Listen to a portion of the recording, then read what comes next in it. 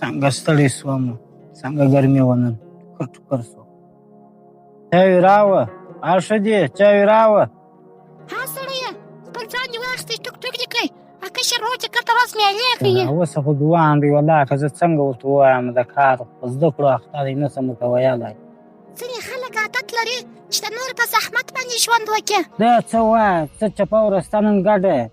زه یوازې وایم ته کار کوې، خو ځینې خلک دا احساس نه کوي. کله چې ته کار ته ځې ورور ته ډېر ارامه وي. زه اوس څه چم وکړم؟ شاید تا دا فکر نه یې کړی چې څونه کار کوې، کله ورځ اخته یې. نو وایي چې زه خبرې ورسره وکړم.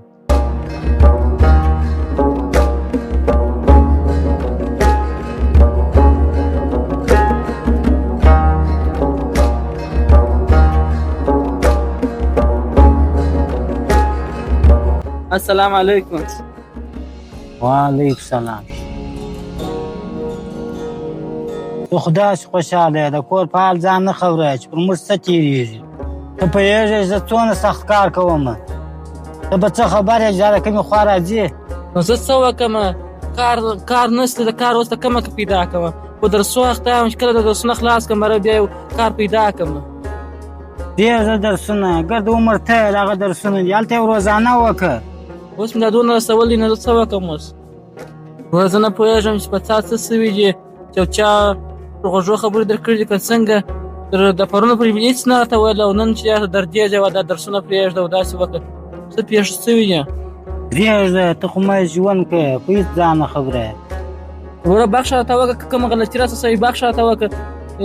ته مشکل دی وروره چې ته داسې درته راغلی دی، نه پوهېږم چې ولې. واخه بستي مستي دي واخه، ځه وځه د کوره وځه، حساب دې را خراب کړه. خیر دی وروره، څه کیسه ده؟ ځه ولاړ شه بالا، ځه اوس ولاړ شمه؟ و ځه. زه چېرې ولاړ شمه؟ ولاړ ځئ چې ځې. څنګه چې ما غوښتله هغسې وسول. دې دوه مې اخر سره جلا کړله.